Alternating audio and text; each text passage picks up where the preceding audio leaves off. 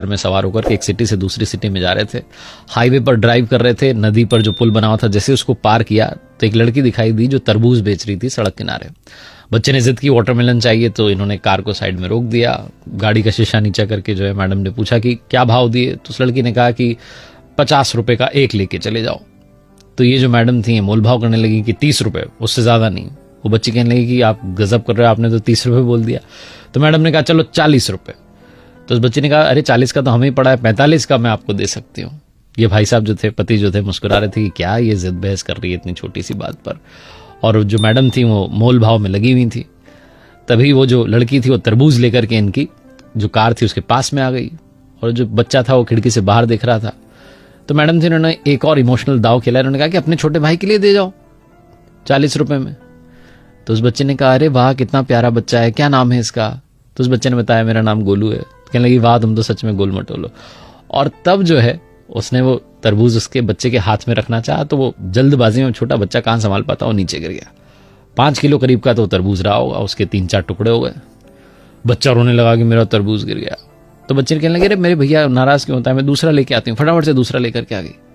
अब ये मैडम ताव में इनको लगा कि 2-2 के पैसे लेगी। कहने लगी हम उस टूटे वाले के पैसे नहीं देंगे और इसके भी 40 रुपए ही देंगे, कितने का है ये। उस बच्ची ने कहा, जो लड़की बेच रही थी तरबूज की, मुझे तो आंटी जी कुछ चाहिए ही नहीं, मैं तो अपने छोटे भैया के लिए लेकर आई हूं, मेरी ओर से तोहफा है इसके लिए। तो कहने लगी नहीं तुम पैसे तो लो।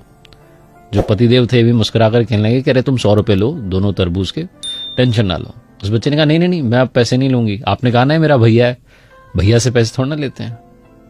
तो ये जो मैडम थे उन्होंने कहा कि अरे ये तो मैंने ऐसे ही कह दिया था, तुम पैसे ले लो। उस छोटी सी लड़की ने जीवन का सार कहा। उसने कहा कि मेरी माँ कहती है कि रिश्तों में नफा नुकसान नहीं देखा जाता, पहला वाला टूट गया कोई बात नहीं, दूसरा वाला इसके लिए मेरी ओर से गिफ्ट है, तोहफा है, आप लेके चले जाओ। जब उसने ये बात कही तो इन मैडम ने पूछा कि तुम्हारे परिवार में कौन कौन है, तुम्हारा कोई भाई है। उस लड़की ने कहा मेरा भाई तो, और ये कहकर के रोने लगी कि कुछ समय पहले ही उसकी जो है डेथ हो गई, बीमार हो गया था, हम हॉस्पिटल ले जाते तब तक उसने दम तोड़ दिया, 2 साल का था वो।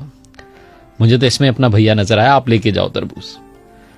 ये जो मैडम थी ये जहां से आ रही थी अपने घर से और दूसरे शहर जहां जा रही थी, वहां पर किसी के रिलेटिव के यहाँ पर जाना था, गिफ्ट देना था, कंगन लेकर के जा रही थी। बिना देरी के इन्होंने अपने पर्स में से वो कंगन निकाले और उस लड़की के हाथ में रख दी कि बेटा ये मेरी तरफ से तुम्हारे लिए। वो लड़की कहने लगी कि अरे तरबूज के बदले ये। तो इन्होंने कहा हाँ बेटा, रिश्तों में नफा नुकसान नहीं देखते, तुमने इसको अपना भैया माना, मैं तुम्हारी माँ हुई, मेरी ओर से तुम्हारे लिए, अपना ख्याल रखना और सबका ख्याल रखना। ऐसा बोलकर के इन्होंने गाड़ी आगे बढ़ा ली। जो पतिदेव थे मुस्कुराते हुए जा रहे थे कि कैसी है मेरी पत्नी, भी थोड़ी देर पहले 10-20 रुपए के लिए मोलभाव कर रही थी और अब इतने महंगे कंगन ऐसे ही देकर के आ गई। इमोशंस भी क्या चीज होते हैं। और तभी इन्हें याद आया जो उस लड़की ने कहा था कि रिश्तों में नफा नुकसान नहीं देखते। बिना देरी के इन्होंने अपने बड़े भाई को कॉल लगाया और बोला कि अरे वो वाला प्लॉट आप रख लो, वो बाजार की दुकान आप रख लो, मुझे नहीं चाहिए, मैं कोर्ट में जो मुकदमा किया हुआ है वापस ले लूंगा। बड़े भाई साहब कहने लगे तुझे क्या हो गया अचानक।